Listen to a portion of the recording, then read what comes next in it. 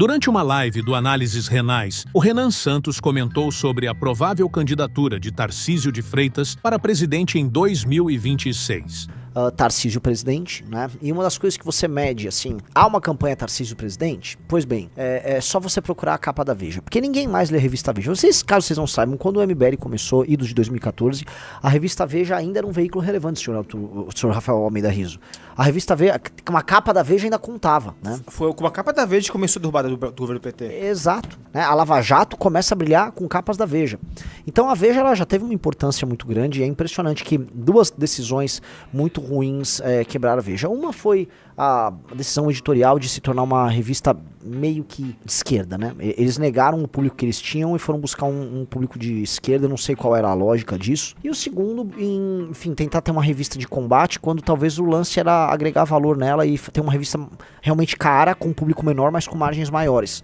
Que é a aposta que nós temos na revista Valete, né? A gente forma consciências através de uma revista que não é barata, e o objetivo dela não é ser barato, porque ela quer ter uma barreira de entrada que de nada me adianta querer popularizar um conteúdo que não é para ser popular. O conteúdo Valete não é popular. Eu quero chegar nas pessoas certas, e esse objetivo está sendo cumprido. Inclusive tem revistas que estão sobrevivendo bem, concorrentes nossos, como por exemplo a Piauí, fazendo isso.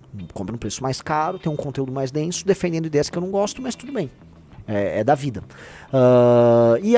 Enfim, ela perdeu a relevância, mas o que eu quero dizer? Hoje ela ainda tem um papel. E qual o papel que a revista Veja tem?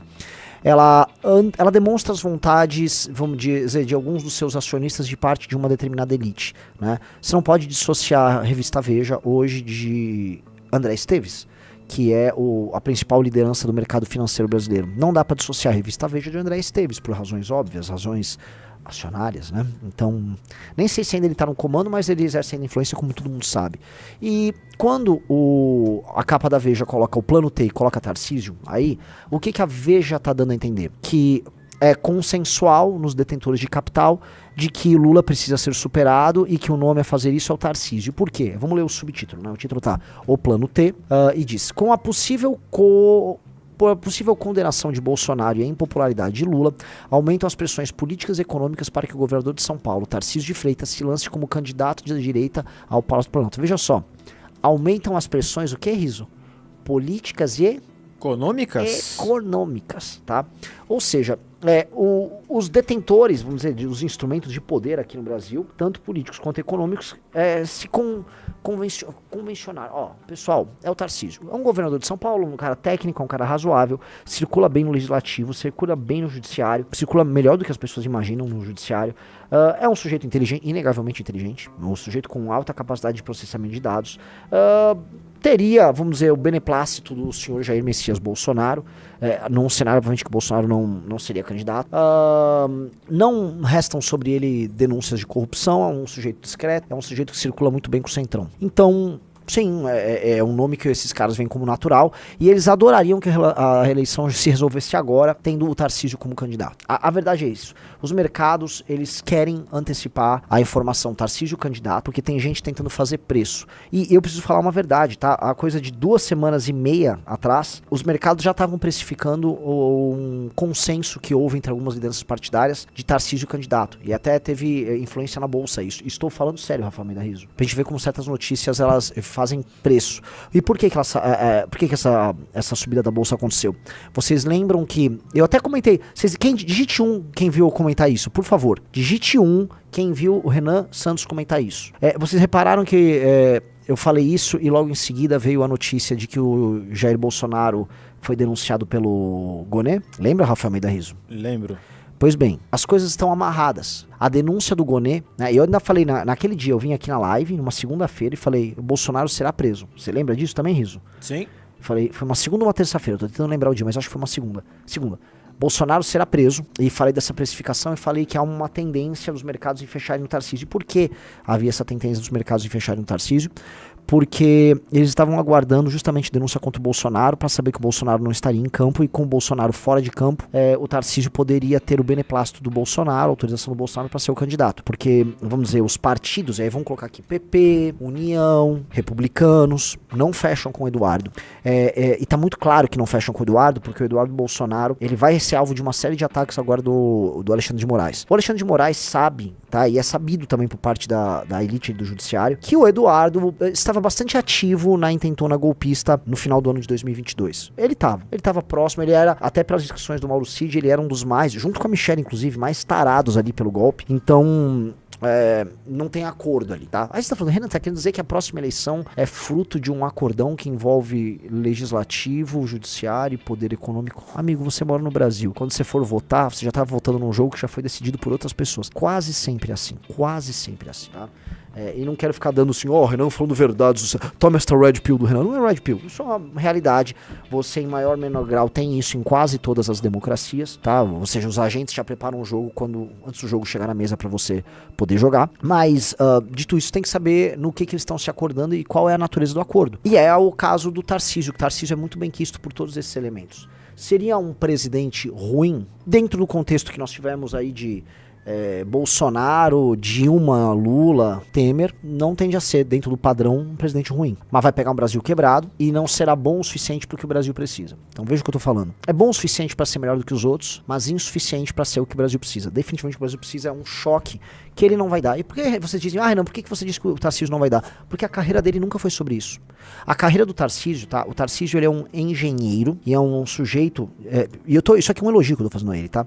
É um sujeito de melhorias contínuas. A lógica, a mente dele é a mente de um cara que trabalha com melhorias contínuas. Então, dentro da lógica de um cara que trabalha com essas melhorias contínuas, tudo que ele fez quando trabalhou no governo da Dilma, depois quando trabalhou no governo do Temer, depois quando trabalhou no governo do Bolsonaro, foi implementação de projetos que estavam parados. Ou seja, ele é um bom executor e é um bom cara para pegar coisas paradas e continuar. Mas ele não é uma pessoa, e é uma característica, normalmente um cara de engenharia, né, ele não é uma pessoa com uma grande imaginação. Ele não tem essa grande imaginação. Então, a forma como ele atua, ela está restrita a um framework, a uma forma de pensar, uma forma de agir já pré-determinada.